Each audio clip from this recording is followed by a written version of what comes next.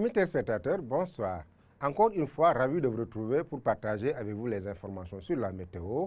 Une fois n'est pas coutume, mais on va faire un petit arrêt sur ces pluies extrêmes qui ont été notées le 16 septembre, la nuit du 16 allant jusqu'à 17, qui ont occasionné beaucoup de pluies, de fortes pluies.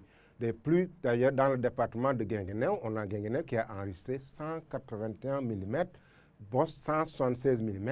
C'est un système pluvieux qui a donné naissance à partir de 21h jusqu'à 6h du matin, un vortex qui a persisté dans la localité centre, qui a donné des pluies extrêmes, un fait assez inédit en cette deuxième quinzaine du mois de septembre, d'autant plus qu'on avait l'habitude d'avoir des pluies extrêmes dans beaucoup de localités, tel a été le cas. À Kaffrine, dans le département de Kaffrine, on a Ndiogni qui a eu 150 mm, Nibi 137 mm.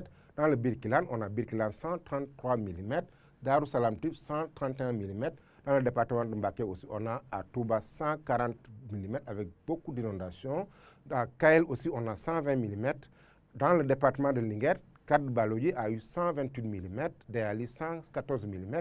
À Kaolack, Gandiaye a eu 120 mm. Même à Kolda, on a eu un record de 120 mm. C'est dit donc dans cette nuit du 16 au 17 septembre, il a beaucoup plu. De bonnes nouvelles d'abord pour nos parents agriculteurs qui avaient, après cette pause, connu des jours de 15 à 20 jours sans pluie.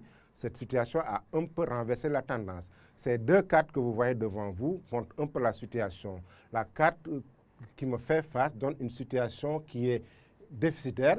C'est cette carte qu'on a eue au 12 septembre, avant ces événements pluvieux. La bande marron retrace un peu la situation déficitaire. Vous voyez bien, ce déficit est un peu sur la partie nord, la partie ouest et même dans le département de Vélingara avant ces pluies. Après ces pluies, on a cette carte qui me fait face, qui a beaucoup changé. Le profil de l'hivernage a changé. Donc, ces pluies du 16 septembre ont beaucoup corrigé le profil de l'hivernage. Parce que dans toute cette partie marron qu'on avait, ça s'est dissipé. À Thiès, Mbour, la situation est devenue normale. Dans le Ferlo aussi, la situation est devenue normale. Même à Kaolack, on a une situation qui est excédentaire après ces fortes pluies à Kaolack. Seulement à Koungheul, la situation de déficit persiste au niveau du poste de Koungheul. Partout ailleurs, c'est une situation qui est normale après ces fortes pluies.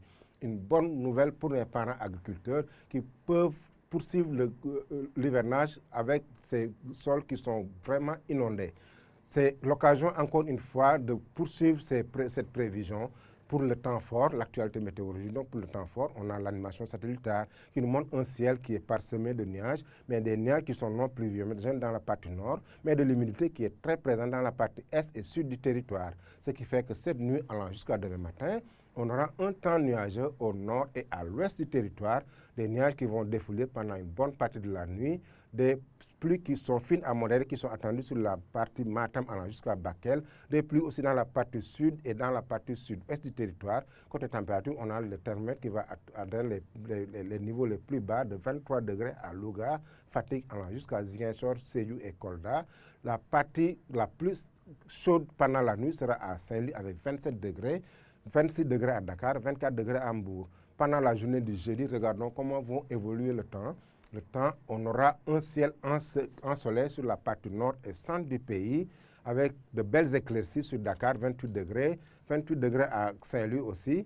Des pluies attendues dans la partie sud sur Ziguinchor, Sédhiou allant jusqu'à Kolda avec 29 degrés qui est une température assez uniforme. Dans la partie aussi, on a des pluies sur l'axe Tambacounda allant jusqu'à Kédougou, de 33 degrés à Kédougou, 35 degrés à Tambacounda. Un pic de 37 degrés à Matam avec un ciel ensoleillé. Chers amis téléspectateurs, donc c'est cette situation qui est là, après la pluie, le bon temps, comme on a l'habitude de le dire, mais un ciel ensoleillé dans la partie nord et des risques de pluie toujours dans la partie sud. Chers amis téléspectateurs, n'oubliez pas d'aller sur nos sites pour des informations beaucoup plus actualisées. Je vous laisse avec la réalisation tout en vous souhaitant une excellente soirée.